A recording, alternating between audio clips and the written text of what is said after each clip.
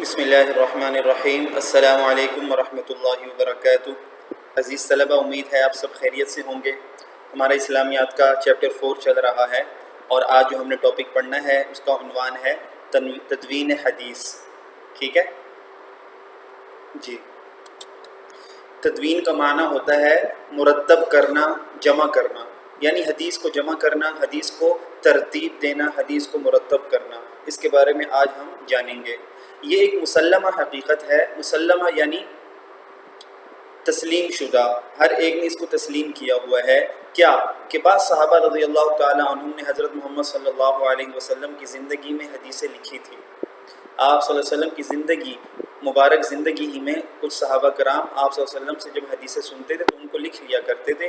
یہ ایک طے شدہ اور مسلمہ حقیقت ہے، جیسا کہ آپ اوپر پڑھ چکے ہیں کہ خود نبی کریم صلی اللہ علیہ وسلم نے بھی بہت سے احکام و ہدایات کو قلم بند کروایا، خود یعنی آپ نے صحابہ سے لکھوایا۔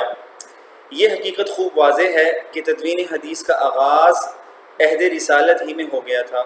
ٹھیک ہے، حدیث کو جمع کرنا اور حدیث کو ترتیب دینے کا آغاز وہ عہد رسالت میں یعنی آپ صلی اللہ علیہ وسلم کے زمانے ہی میں ہو گیا تھا، نہ کہ دوسری صدی ہجری میں جیسا کہ مستشرقین کہتے ہیں۔ دوسری صدی ہجری میں نہیں ہوا، بلکہ پہلی صدی کے اندر اور صحابہ کرام کے زمانے میں، بلکہ خود آپ صلی اللہ علیہ وسلم کے زمانے ہی میں ہو گیا تھا، نہ کہ دوسری صدی ہجری میں شروع ہوا جیسا کہ مستشرقین کہتے ہیں۔ جی، مستشرقین کا مطلب ہوتا ہے، مستشرق کی جمع ہے وہ فرنگی جو اہل مشرق کے علوم بھی جانتا ہو اور ان کی زبان بھی جانتا ہو، یعنی مسلمانوں کے علوم بھی جانتا ہو اور مسلمانوں کی زبان بھی جانتا ہو۔ ٹھیک ہے، تو وہ یہ اعتراض کرتے تھے کہ حدیث جو ہے یہ غیر محفوظ ہے، کیونکہ پہلی صدی کے اندر تو یہ محفوظ ہی نہیں رہی، بلکہ دوسری صدی کے اندر اس کو لکھنا شروع کیا گیا۔ تو جب غیر محفوظ تھی تو اس کا مطلب ہے کہ حدیث جو ہے یہ اوریجنل فارم میں نہیں ہے، ٹھیک ہے، حقیقی شکل میں نہیں ہے۔ تو وہ لیکن ہم کہتے ہیں کہ نہیں، بلکہ یہ تو آپ صلی اللہ علیہ وسلم کے زمانے ہی سے یہ لکھنا، اس کو لکھنا شروع کیا گیا تھا۔ آپ صلی اللہ علیہ وسلم خود صحابہ کرام سے یعنی بلکہ صحابہ کرام آپ کی موجودگی میں لکھتے تھے اور آپ نے ان کو منع نہیں فرمایا۔ اسلام کی ابتدائی عہد میں احادیث نبوی پر مشتمل جو صحیفے لکھے گئے، ہمارے پاس ان کا تاریخی ثبوت موجود ہے۔ ٹھیک ہے، اسلام کے ابتدائی عہد میں، اسلام کے ابتدائی زمانے میں احادیث نبوی پر مشتمل جو صحیفے لکھے گئے، یہ چھوٹے چھوٹے رسالے لکھے گئے، ہمارے پاس ان کا تاریخی ثبوت موجود ہے۔ ان صحیفوں میں حضرت عبداللہ بن عمر بن العاص رضی اللہ عنہ کا صحیفہ صادقہ بہت مشہور ہے۔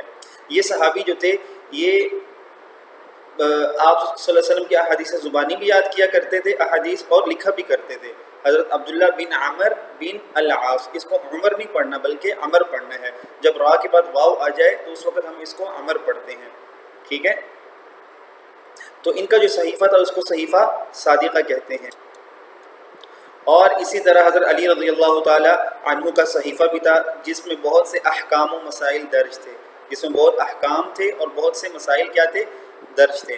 مگر اس سلسلے میں سب سے بڑی اہمیت صحیفہ ابی ہریرہ رضی اللہ عنہ کی ہے، جو ابو ہریرہ رضی اللہ عنہ سے ان کے عزیز شاگرد حضرت حمام بن منبہ رحمۃ اللہ علیہ نے روایت کیا ہے۔ حضرت ابو ہریرہ رضی اللہ تعالی عنہ جو تھے یہ کافی بعد میں مسلمان ہوئے، ٹھیک ہے، اور آپ صلی اللہ علیہ وسلم کے زمانے کے اسلام کی حالت میں آپ صلی اللہ علیہ وسلم کے ساتھ انہوں نے تقریباً 3-4 سال گزارے ہیں، لیکن اس کے باوجود سب سے بڑے صحابی ہیں جن کی روایات سب سے زیادہ ہیں۔ وہ صحابی جنہوں نے آپ صلی اللہ علیہ وسلم سے احادیث نقل کی ہے، ان میں سب سے پہلا نمبر ابو ہریرہ رضی اللہ تعالیٰ عنہ کا آتا ہے۔ ٹھیک ہے، تو ان کے شاگرد حمام بن منبہ، انہوں نے آپ سے یعنی ابو ہریرہ سے جو روایات نقل کی، احادیث نقل کی ہیں، وہ جو صحیفہ تھا وہ بہت مشہور ہے۔ جی، یہ صحیفہ تدوین حدیث کے سلسلے میں اس لیے اہمیت کا حامل ہے کہ بتمام و کمال اسی طرح ہم تک پہنچ گیا ہے جس طرح حمام رحمۃ اللہ علیہ نے اسے حضرت ابو ہریرہ رضی اللہ عنہ سے روایت کیا۔ جس طرح حضرت حمام نے روایت کیا، اسی طرح بتمام و کمال، تمام کا تمام اور پورے کمال کے ساتھ ہو بہو آپ نے ویسے ہی نقل کر دیا، ہمارے پاس اسی طرح پہنچ گیا اور پھر اس کو مرتب کیا تھا۔ اس صحیفوں کی کھوج کھاج اس طرح لگائی گئی کہ چند سال پہلے 2 مخطوطے دستیاب ہوئے۔ مخطوطے یعنی مخطوط کا مطلب ہوتا ہے لکھے ہوئے، ہاتھ سے لکھے ہوئے، ٹھیک ہے، صحیفہ جو ہوتا ہے ہاتھ سے لکھی ہوئی کتاب ہو گئی یا رسالہ ہو گیا. تو کچھ عرصہ پہلے جو ہے وہ تلاش کیے گئے تو 2 مخطوطے ملے، ایک برلن میں اور دوسرا دمشق میں، جن میں کوئی بھی فرق نہ تھا.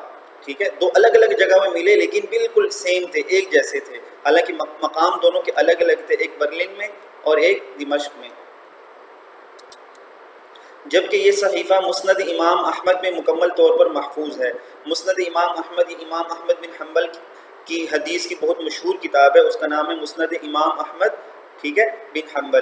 تو یہ پورا کا پورا صحیفہ جو ہے جو حضرت حمام ابن منبہ کا، یہ پورا کا پورا اس میں بھی کیا ہے، محفوظ ہے مسند امام میں. نیز اس کی بیشتر احادیث صحیح بخاری کے متعلقہ ابواب میں موجود ہے، یعنی صحیح بخاری کے جو مختلف ابواب ہیں ان میں بھی یہ جو صحیفہ ہے اس کی احادیث اس میں بھی موجود ہیں. اس طریقے سے عصر حاضر کی تحقیقات نے، یعنی موجودہ زمانے کی تحقیقات نے حضرت محمد صلی اللہ علیہ وسلم کے متعدد خطوط، یعنی کئی خطوط، ٹھیک ہے، متعدد کا مطلب کئی، متعدد خطوط و وثائق منکشف کر دیے ہیں، ظاہر کر دیے ہیں. وثائق کا مطلب ہوتا ہے ڈاکومنٹس، دستاویزیں، ٹھیک ہے، مستندات،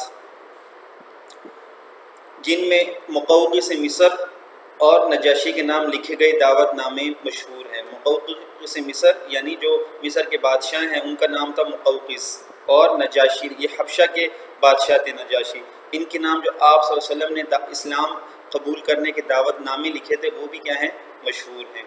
تو امید ہے بچوں آج کا سبق آپ کو سمجھ میں آ گیا ہوگا، یعنی تدوین حدیث کے بارے میں جو ہم نے پڑھا کہ حدیث کو کس طرح، ٹھیک ہے، محفوظ کیا گیا، کس طرح اس کو مرتب اور جمع کیا گیا.